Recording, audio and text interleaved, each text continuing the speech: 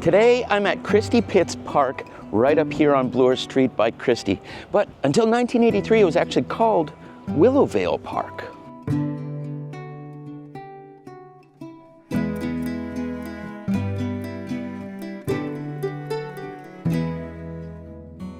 The history of Christie Pits is a checkered one. Its origins are as part of Garrison Creek, as a dumping ground for garbage, as the location of one of Toronto's darkest days, as one of the longest standing baseball diamonds in the city, as a place for picnics, swimming, and occasionally some trouble. The park was officially named Willowvale Park until 1983. In fact, if you look at these 1957 plans for subway station, later opening as Christie Station in the 1960s, it was for Willowvale Station. But the park, interestingly enough, was always known as Christie Pits, a nod to a local woman named Christie in the early 1800s and not Mr. Christie as was commonly believed until recent. The location is north of Bloor, east of Christie, and west of Crawford. When you look from above, you can see that Christie Pits is the continuation of Garrison Creek, continuing on as Bickford Ravine and Park, south of Bloor, and later as the Dog Bowl in Trinity Bellwoods Park. For decades, it and Bickford Ravine were used to dump garbage, something fiercely opposed by the neighborhood starting in the 20th century. When you look at the park now, it's surprisingly similar to how it was a century ago. Baseball diamond on the northeast corner, picnic spaces in the middle. It now has Alex Duff Memorial Pool, as opposed to how kids swam in the park in the 1910s, like this. Now let's do this chronologically. Here's a south-facing photo of some young girls in 1907, just north of Bloor. Here's a photo facing north of people playing baseball and cricket, with the old Essex Public School visible right here. Here's a nice photo showing the improved landscape of the park on the Bloor side, with the rough pit nature of the northern part visible in the background. Now let me briefly digress. If you like Toronto history, please make sure to like this video, comment on it, share it, and as always, tell all your friends. Here is a plan of the layout from 1913, with very much a similar layout as still stands. In 1933, the world was changing. The Great Depression and the rise of Adolf Hitler.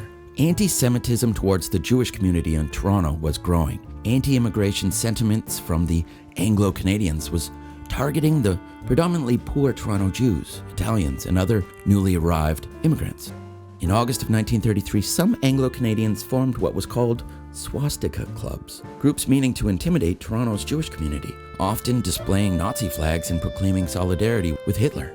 On August 14th, the Harvard Playground baseball team, comprised primarily of young Jewish teenagers from the Harvard area, south of Christie Pits, played the St. Peter's Church team from Bathurst and Bloor. During the game, certain members unraveled a flag adorned with the swastika, starting major tensions. After warning the police that the following game between the teams, 2 days following, was going to be risky, the police did nothing. So when both teams squared off again in the park, with the Nazi sympathizers unraveling a swastika-coated blanket, all hell broke loose. This started what is known as the Christie Pits riots, one of the darkest days in Toronto history. Despite how large the riots were, there's only one known visual, this photo, taken hours after the game, right here, the southwest corner of the park. Now a Bandara restaurant, then a gas station. The Jewish players stormed the blanket holders, supported by neighborhood friends of Italian and Ukrainian background. Neighbors arrived, bats, pipes, knives. The Toronto Daily Star claiming as many as 10,000 people watched or were involved. The fighting lasted as long as 6 hours. People sent to the hospital, but no fatalities. By the 1950s, the city was adding a swimming pool, and the park looked remarkably similar to how it does today. Just look at this 1956 aerial photo.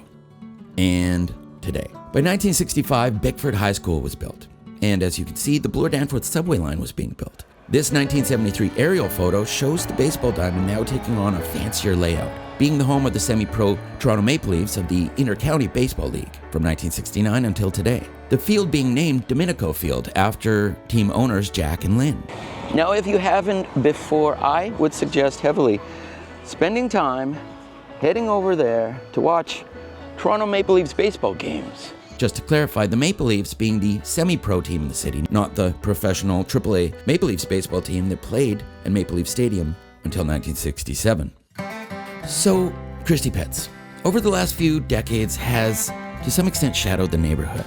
The high school closing in the 80s, seeing some troublemakers taking advantage of the poor visibility from street level and from police, drug use, minor crimes, but the park has, for over a century, been a mecca for sports in the area, picnics, protests, festivals. These days, being a great place to watch a Maple Leafs baseball game, swimming in the really good pool, playing hockey in the beautifully lit rink, or just hanging out with friends. I've always found it charming that the neighborhood and people have always taken ownership of the park.